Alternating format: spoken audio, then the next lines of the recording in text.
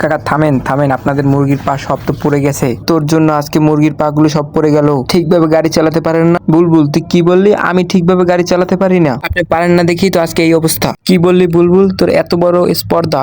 চাম্পা আজকে আমাকে ছেড়ে দাও, আজকে ওর একদিন কি আমার একদিন। কি বললো? আরে ওর কথা বাদ দাও, চলো বাজার যাই, আবারও মুরগির পা কিনে নিয়ে আসি। চম্পা আন্টি পাগুলো নিয়ে যাও। বুলবুল তোর জন্য আজকে আমার মুরগির পাগুলো সব নষ্ট হয়ে গেছে, তুই আবার কথা বলিস। মুকলেশ তোমাকে বললাম তাড়াতাড়ি বাজার চলো, না হলে আবার পা পাবো না। তুমি চম্পা আজীবন আমার এভাবেই টাকা লস দিয়ে যাচ্ছ। বোকাশোকা মানুষের পাল্লায় পড়লে যা হয়, এখন এই ফ্রিতে পাওয়া চিকেন লেগ দিয়ে রাজকীয় বোঝ হবে। বুলবুল তোমাকে বলেছি না বাহির থেকে কিছু কুড়িয়ে নিয়ে আসবে না? আরে মা, এগুলো চম্পা আন্টি গাড়ি থেকে ফেলে দিয়ে গেছে, আমি আবার কুড়িয়ে নিয়ে এসেছি।